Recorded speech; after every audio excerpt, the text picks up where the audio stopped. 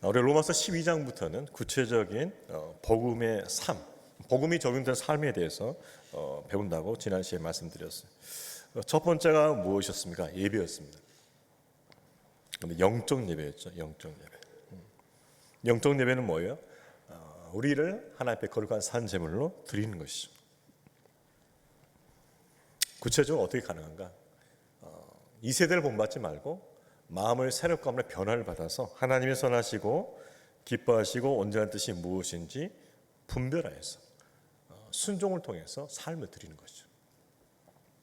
그것이 영적 예배였습니다. 자, 그렇다면 이 영적 예배는 이제 삶에서 드려야 할 것인데, 특별히 오늘 본문을 통해서는 하나님과의 관계뿐만 아니라 교회 안의 지체와의 관계 속에서의 영적 예배를 생각하는 거죠. 즉 지체와의 관계를 잘 맺는 것이 영적 예배를 드린 것이죠. 우리가 여기서 신령과 진정으로 예배 드린 것도 영적 예배입니다. 그런데 교회 안에서 우리가 지체들과 잘 관계를 맺고 가는 것, 그것도 영적 예배라는 것이죠. 중요하죠. 그렇다면 어떻게 지체와 관계를 잘 맺으면서 영적 예배를 드릴 것인가? 오늘 주제가 그것이에요. 첫 번째는 무엇인가? 그것은 자신이 먼저 하나님 앞에 바로 서는 것입니다. 자신이 하나님 앞에서 합당한 마음과 태도를 가지고 바로 서 있는 것이죠. 우리는 이웃과 관계를 생각하게 되면은 어떤 이웃과 관계 속에서 뭔가 해주는 것, 뭔가 섬기는 것, 이런 것들을 먼저 생각이 쉬운데 사실 그보다 더 우선적인 게 있어요. 자기가 하나님 앞에 바로 서 있어야 된다는 거죠. 그러니까 누군가를 섬기려면, 누군가와 관계를 잘 맺으려면 중요한 것은 자신이 먼저 바로 서 있어야 돼요. 이 부분을 많이 놓치죠. 그러다 보니까는 마음 먹은 만큼 안 돼요. 관계가 잘 안 맺어져요. 이게. 왜요? 자신이 하나님 앞에 바로 서 있는 이 부분을 간과했기 때문에. 그래서 사도 바울은 바로 이 부분을 이렇게 이해하고 있죠. 우리 3절 말씀 같이 한번 읽어볼까요? 시작. 내게 주신 은혜로 말미암아 너희 각 사람이 말하노니 마땅히 생각할 그 이상의 생각을 품지 말고 오직 하나님께서 각 사람에게 나누어 주신 믿음의 분량대로 지혜롭게 생각하라. 오늘 본문은 지체와의 관계를 먼저 앞서서 3절 말씀이 먼저 나왔다는 걸 이해할 필요가 있어요. 이게 문맥상으로 보면 잘 이해가 안 되는 부분이에요. 왜 이게 갑자기 들어왔지? 1절, 2절은 하나님과 관계, 영적 예배. 그 다음에 4절부터는 이웃과 관계라고 이렇게 딱 명확히 구분이 돼요. 근데 그 사이에 3절이 들어가 있는 거예요. 메시지가 있는 거죠. 먼저 그 사람이 합당한 마음과 태도를 가져야 된다는 거죠. 어떤 것입니까? 마땅히 생각할 이상의 생각을 품지 말고 뭐요? 믿음의 분량대로 지혜롭게 생각하는 그것이 필요하다는 거죠. 예수님께서 달란트 비유를 통해서 이야기하신 게 있죠. 5달란트, 2달란트, 1달란트를 나눠줬어요. 여러분 1달란트가 얼마나 큰 돈이냐면 노동자가 한 20년 일해야 벌 돈입니다. 엄청나게 큰 돈이에요. 근데 그 1달란트를 맡은 종은 어떻게 했는가? 5달란트, 2달란트는 더 벌어서 했는데 1달란트 받았던 종은 그걸 땅에 묻어두었어요.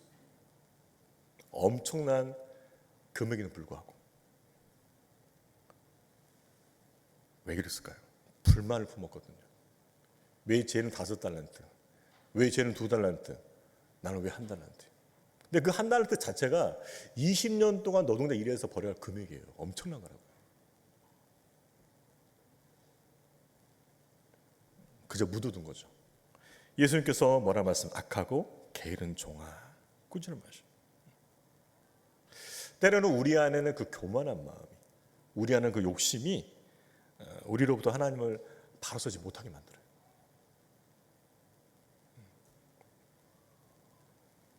불만의 마음을 품게 하는 거죠. 이런 것들이 뭡니까? 지체와 관계 속에서 문제를 일으키게 돼요. 왜 저는? 왜 쟤는? 이런 거 나가는 거죠. 왜 그 사람은 이렇게 되는 거죠? 그래서 하나님 앞에서 자신의 생각과 마음을 바로 잡는 게 우선이라는 거예요. 주신 것에 감사하며 주신 자리에 감사하며 기쁨으로 섬기는 것이 하나님 앞에서 합당한 생각과 마음인 줄로 믿습니다. 주신 것에 감사해야 돼요. 그리고 주신 자리에 감사해야 돼요. 그리고 기쁨으로 섬기는 것, 이것이 하나님 앞에서 합당한 생각과 합당한 마음이라는 것이죠. 결국 자신의 분량, 자신의 그 믿음의 분량에 대해서 겸손한 마음 갖는 것이 매우 중요합니다. 아직 믿음의 초보 수준인데 불구하고 교회에서 인정받고 싶으니까 큰 일을 하고 싶은 사람도 있어요. 직분을 빨리 막 받고 싶거나 좀 더 이렇게 사역을 크게 좀 하고 싶은 사람이 있다는 거죠. 근데 나중에 어떤 일이 벌어지냐면 자신의 믿음이 그 직분과 사역을 감당하지 못해요. 그래서 넘어집니다. 시험에 넘어져요. 그러니까 자기 믿음이 어느 정도인지를 알아야 돼요. 잘 헤아릴 수 있어야 돼요. 그에 맞게 생각하고 섬겨야 되는 것이죠. 봉사를 해야 돼요. 그래서 믿음이 자라감에 따라서 직분과 사역을 받고 또 믿음이 자라감에 따라서 그 사역의 무게가 더해지는 것이 좋다는 것이죠. 창세기 49장에 보게 되면 야곱이 이제 죽기 전에 자녀들을 축복합니다. 근데 이렇게 표현됐어요. 각 사람의 분량대로 축복하였다. 12자녀지만 분량이 다 다르다는 거예요. 은혜의 분량이 달라요. 믿음의 분량이 다 다르다는 거죠. 그 분량대로 축복한 것이 하나님께서. 그리스도의 선물의 분량대로 은혜를 주셨다. 그 분량이 있단 말이에요. 그 분량에 맞게 은혜를 주신다는 거예요. 정리하면은 하나님께서는 각 사람에게 은혜의 분량, 믿음의 분량을 주신다는 거죠. 제가 아는 목사님 교회를 한번 제가 방문한 적이 있어요. 배우려고 배우는데 그 목사님이 그런 말씀하시더라고요. 목사님 목회의 원리는 무엇입니까? 목회 철학은 무엇입니까? 제가 이렇게 물었을 때 저는 은혜 주신 대로만 합니다. 이렇게 심플하게. 하여튼 고수들은 심플해. 하수들은 복잡해. 뭔가 말하면 정리가 안 돼. 자기도 이해 안 되고 나도 이해 안 되고 이렇게 돼. 맞잖아요. 고수는 간단해. 자기도 이해됐고 남들도 이해시킬 수 있는 거지. 그러니까 간단한 거죠. 정리가 안 되는 분들 아직 하수야, 하수. 은혜 받은 만큼만 사역합니다. 고수죠. 맞아요. 은혜 주신 그 분량만큼만 사역하겠다는 주신 분량. 얼마나 겸손해요. 은혜를 구해야죠. 은혜를 구해야 됩니다. 하나님께 은혜를 구하고 그 주신 은혜의 분량만큼 제가 최선을 다해 사역하겠다. 그 뜻이겠죠. 그래서 그 교회 이름이 무엇인지 아세요? 은혜교회예요. 네. 은혜로 감당한다. 은혜교회. 하나님께서 우리 각자에 주신 그 은혜의 분량대로, 믿음의 분량대로 감사함으로 지혜롭게 섬기는 저와 여러분 되기를 주의 이름으로 축원합니다. 여러분 때로는 우리 자신을 너무 높게 잡을 때가 있어요. 이런 생각 가지고죠. 내가 누군데? 이런 마음 갖고 있지 않아요? 혹시? 목사님은 갖고 있구나. 나. 하여튼 우리 교회는 저만 잘하면 되는 거예요. 다 겸손한데. 그런 마음이 있단 말이에요. 어느새 나도 내가 누군데, 내가 장로인데, 내가 권사인데, 내가 안수집사인데, 내가 이 교회에서 지금 신앙생활이 얼마인데, 내가 기여한 게 얼마인데, 내가 누군데라는 그 마음이 자리 잡기 시작하는 거예요.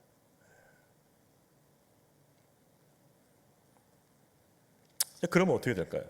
그러면 이제 다투는 거죠. 이제 다투는 거예요. 모든 게 서운한 거예요. 모든 게 서운해. 모든 게 서운하고 자기 알아주지 않고 이게 이러니까 다툼이 일어나기 시작하는 거죠. 여러분 내가 누군데 이 마음 가지면 반드시 다투게 돼 있어요. 그러면 어떤 생각을 가져야 되느냐? 한번 따라 보겠습니다. 나는 별거 아닌데 이 고백이 있기를 주의 이름으로 축원합니다. 맞아요. 나 별거 아닌데 하나님께 날 써주시는 거야.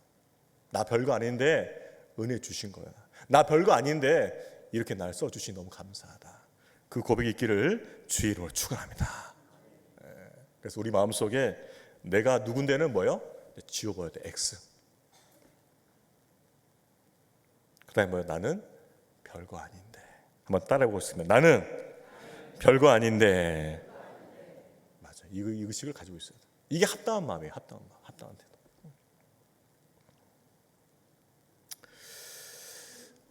지체 관계를 잘 맺으면서 영적 예배를 드릴 수 있는 첫 번째 원리는 무엇인가? 그것은 하나님 앞에서 뭐요? 겸손한 믿음을 갖는 거예요. 겸손한 믿음. 그리고 지혜롭게 생각하는 거예요. 지혜롭게 생각하는 거예요. 나는 별거 아닌데 하나님께 날 써주시는구나. 이 마음이 굉장히 중요해요. 굉장히. 자, 두 번째는 무엇입니까? 지체와 관계를 잘 맺으면서 영적 예배를 드리기 위한 두 번째 원리는 뭐냐? 지체 의식이라는 거. 한번 따라해 봅시다. 지체 의식. 지체 의식. 교회는 몸이고요. 그 몸의 머리는 예수 그리스도. 우리 성도님들은 그 몸에 붙어 있는 지체들이요. 마치 손, 발 같은 지체라는 것이죠. 그것이 지체 의식이에요. 자, 우리 4절과 5절 말씀도 같이 읽을까요? 시작. 우리가 한 몸에 많은 지체를 가졌으나 모든 지체가 같은 기능을 가진 것이 아니니 이와 같이 우리 많은 사람이 그리스도 안에서 한 몸이 되어 서로 지체가 되었느니라. 그렇죠. 우리 몸에 이렇게 여러 지체가 있잖아요. 눈, 코, 입, 손, 발. 여러 지체들이 있는데 이게 뭐예요? 몸에 딱 붙어 있잖아요. 연결돼 있잖아요. 이게 중요한 거죠. 교회가 똑같다는 것이죠. 여러 성도들이 있어요. 그런데 뭐요? 그리스도의 몸으로 붙어 있다는 거죠. 유기적 연합이죠.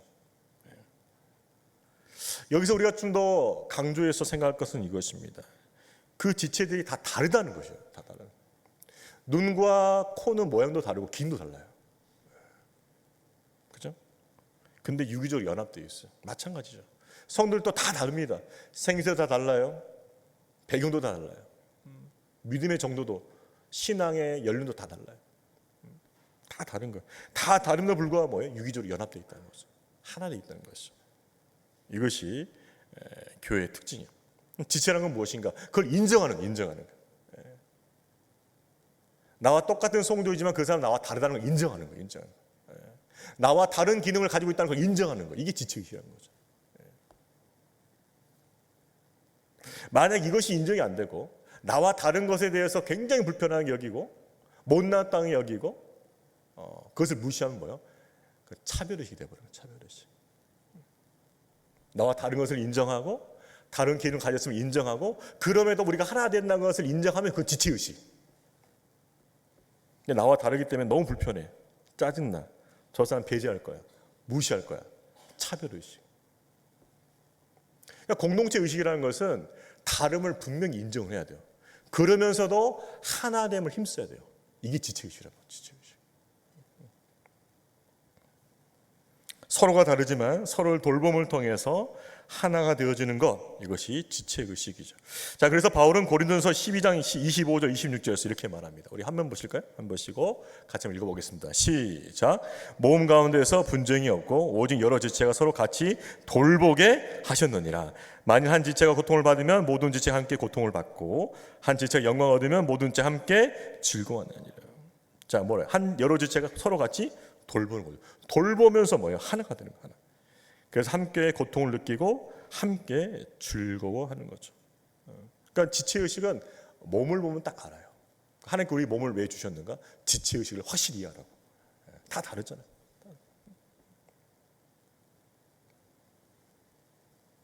코가 없으면 어떻게 될까요? 귀가 없으면 잘 못 듣죠. 서로 다르지만 뭐예요? 인정해야 돼. 너가 분명히 있어야 돼. 너가 있어야 돼. 그죠? 눈이 이러는 거죠. 코한테 너는 왜 이렇게 탁 튀어나왔니? 나처럼 딱 들어가야지. 너는 왜 튀어나왔어? 그럼 어떻게 됩니까? 코가 뭐라 대답할까요? 튀어나와야 냄새를 맡는 것이란다.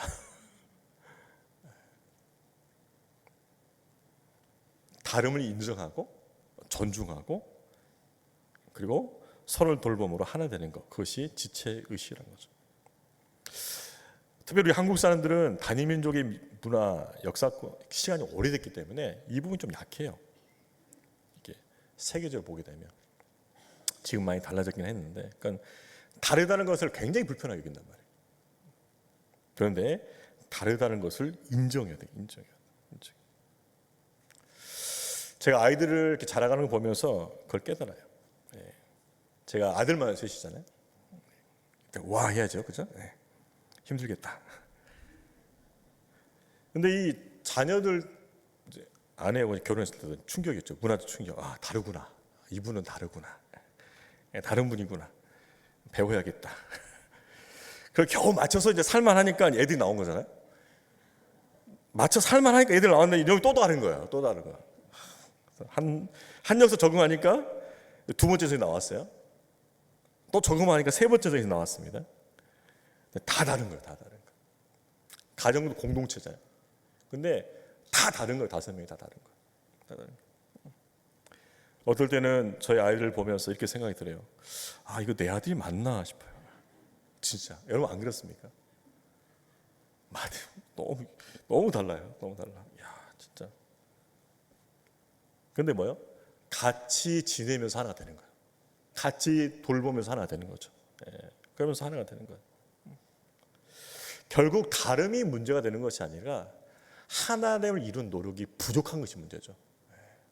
이해하는 것이 부족한 것이 문제죠. 부족한 것이. 자, 그렇다면 하나님은 왜 이 공동체에 다양성을 주셨는가요? 왜 다름을 주셨는가요? 이걸 잘 이해해야 돼요. 우리 공동체가 많은 지체들이 있지만 왜 다른가?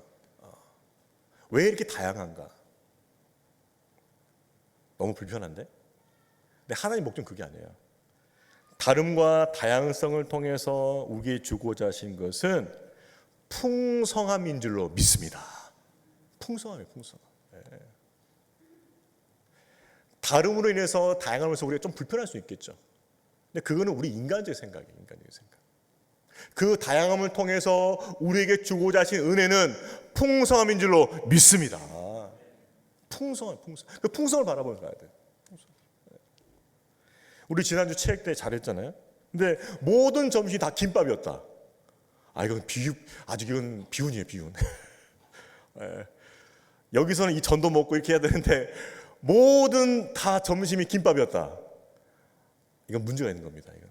우리 교회가 공산당이든지 아무튼 뭐 문제 있는 게 달라야 정상인데 모든 센터 갔다가 다 김밥만 만들고 있어. 그 뭐예요? 교시가 내렸다는 게 교시가. 당에서 김밥만 만들라 교시가 내렸다는 거죠. 근데 뭐예요? 다르니까 뭐예요? 풍성하잖아요. 다르니까.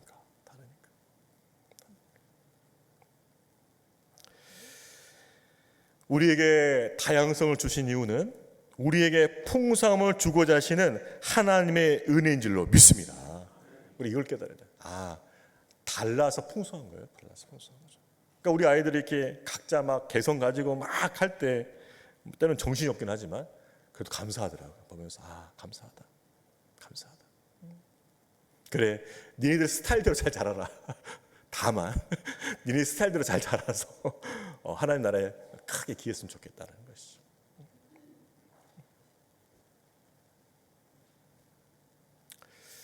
여러분, 다름이 문제가 아니에요. 그 다름을 통해서 풍성함을 이루는 것, 그것이 우리가 해야 할 일인 줄로 믿습니다. 오늘 본문은 특별히 이 다름에 대해서 얘기할 때 은사에 대해서 얘기를 해요. 자, 우리 6절부터 8절까지 같이 읽어볼까요? 시작. 우리에게 주신 은혜대로 받은 은사가 각각 다르니 혹 예언이면 믿음의 분수대로, 혹 섬기는 일이면 섬기는 일로, 혹 가르치는 자면 가르치는 일로, 혹 위로하는 자면 위로하는 일로, 구제한 자는 성실함으로, 다스리는 자는 부지런함으로, 긍휼을 베푸는 자는 즐거움으로 할 것이니라.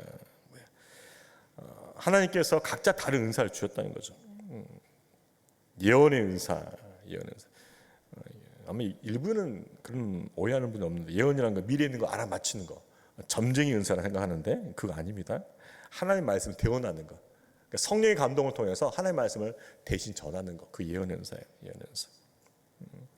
현재에 관한 일일 수도 있고, 미래에 관한 일일 수도 있고, 과거에 관한 일도 있어요. 과거 우리가 딱 지나쳤는데 예언의 말씀을 통해서 그 과거에 있었던 일을 끄집어 올릴 수도 있어요. 그러니까 예언은 꼭 미래만 관한 건 아니에요. 이 성경에서 말하는 예언이라는 것은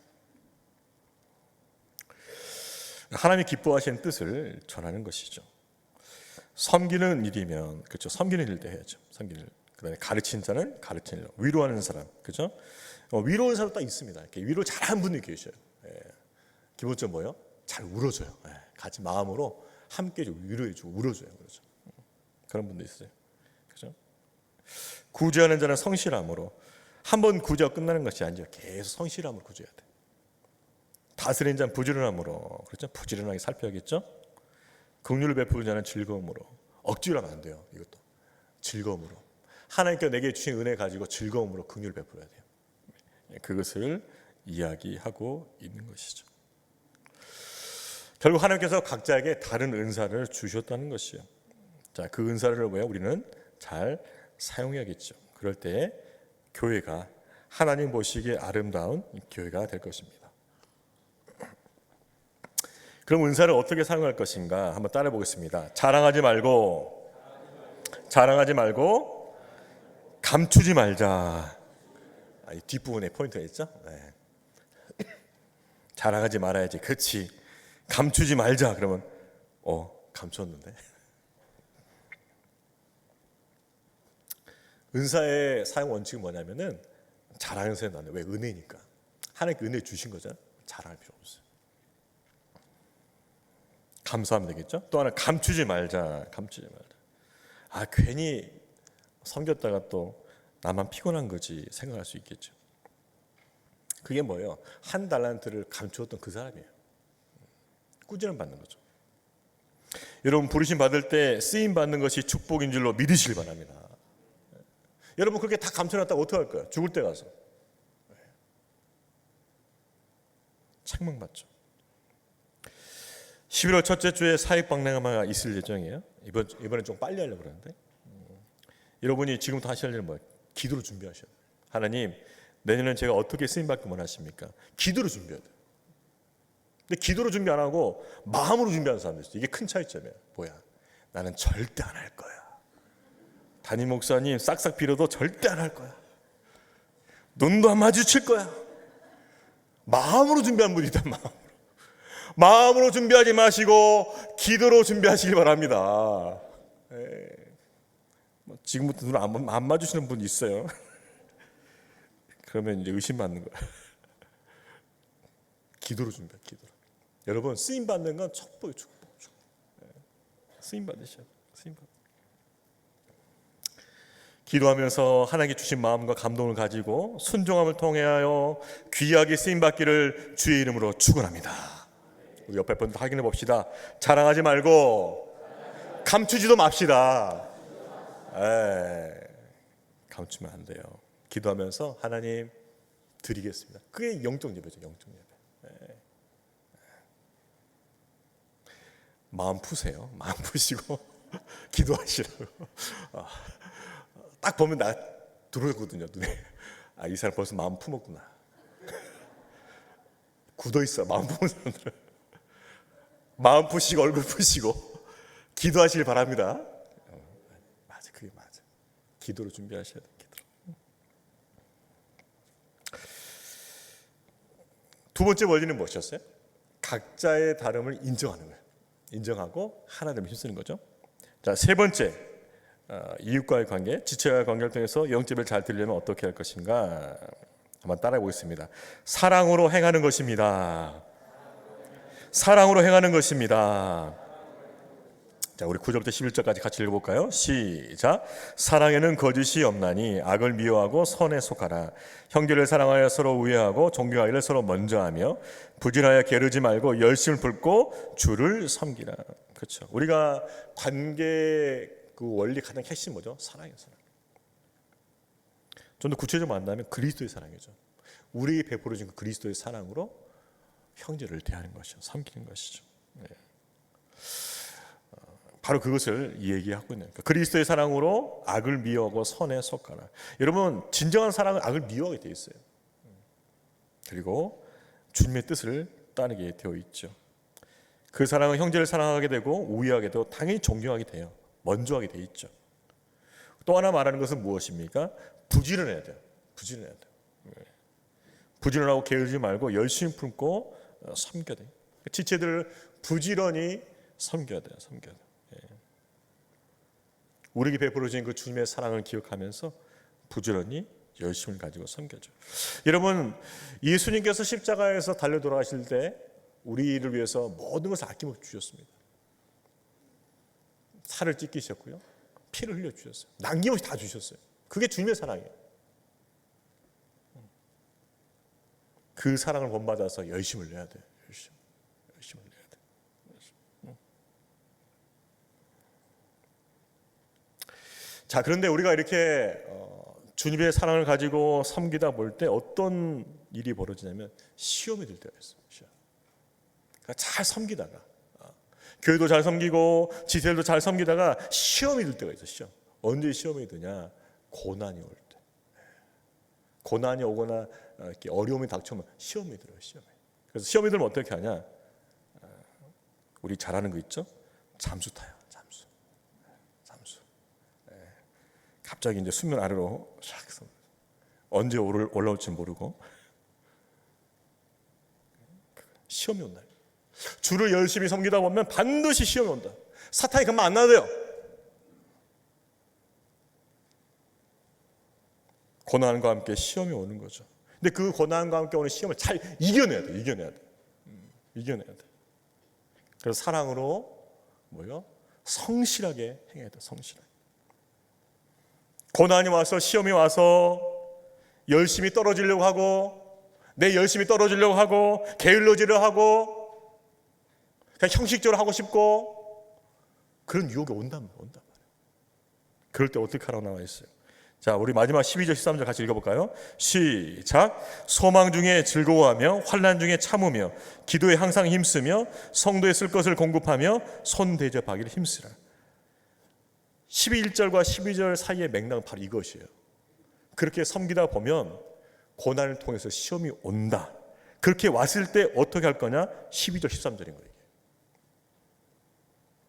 뭐라 말하고 있어요? 소망 중에 즐거워하며 비록 지금 내가 환난을 당하고 있지만 이 모든 것도 합력하여 이루실 합력하여 선으신 하나님에 대한 소망 가운데 즐거워하라는 거예요. 즐거워하라. 로마서 배웠잖아요. 분명히 이것도 합력하여 선을 이루실 것이다. 그 소망 가운데 즐거워하는 거예요. 그래서 환난 중에 뭐예요? 참아야 돼. 어려움이 있어 참아야 돼요. 관계 어려움이 있어 참아야 돼요.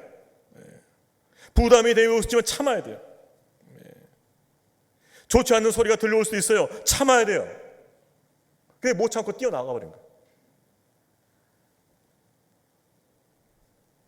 우리 교회는 잠수함이 없기를 바랍니다. 비행기만 있어야 될 것 같은데. 잘 견뎌야 돼요. 이게 신앙의 능력이 잘 견뎌야 돼요. 때로는 오해받기도 해요. 마땅한 대접도 못 받기도 하고 참아야 돼. 그렇게 하면서 뭐예요? 기도에 항상 힘써야 돼요. 기도에. 여러분 기도하지 않으면은 그 시험과 환난을 감당할 수 없어요. 반드시 기도하셔야 돼요. 기도해야만 감당할 수 있어요. 기도하면은 믿음의 눈이 떠져요. 아, 하나님의 뜻이 있구나. 이 고난이. 이 시험에 하는 뜻이 있구나라고 그렇게 깨달아져서 믿어져요. 기도하면. 그 보여요. 하나님의 길 과정 속에서 날 연단하시고 내게 좋은 것을 예비하셨구나고 그렇게 믿어진단 말이에요. 그리고 감당할 수 있는 능력도 주셔요. 만약 기도하지 않으면 어떤 일이 벌어지는가? 눈에 보이는 것만 꽂혀요. 눈에 보이는 것만. 왼수만 보여요. 왼수만 보이고 못마땅한 것만 보여요. 못마땅. 맞아들고 있죠 지금? 그죠? 맞아. 최근에 원수만 보이기 시작해. 못마땅한 것만 보이기 시작해 지금. 부정적인 것만 보이기 시작해 지금. 부정적인 것만. 그리고 미래가 암담해. 답이 없는 것처럼 보여요. 그게 기도하지 않는 증거입니다. 기도하지 않는 증거. 기도하면 하나님께서 믿음의 눈을 열어주셔요. 이것조차도 하나님께서 다스리고 계신다. 합력과 선을 이루실 것이다. 내 미래를 연단할 것이고 마침내 복을 주실 것이고 하나님의 선한 뜻을 이룰 것이라는 그 믿음 가운데서 뭐예요? 소망 가운데 즐거워한다는 거예요. 참는다는 거죠.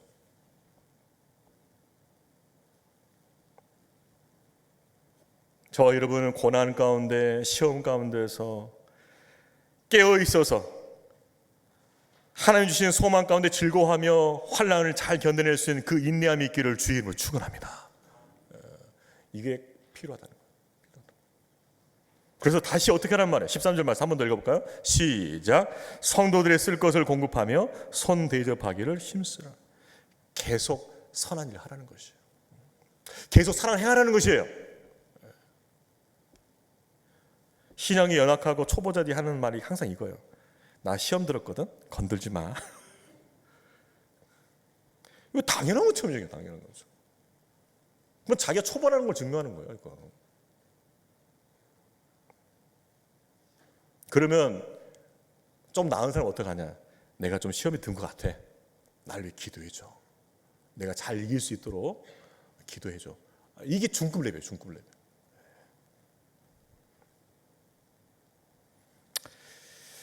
저와 여러분은 사랑 가운데 또 선을 하다가 시험을 당할 때 있을지랄지라도 믿음을 잘 극복하며 계속해서 선을 행하며 나아갈 수 있기를 주의 이름으로 축원합니다.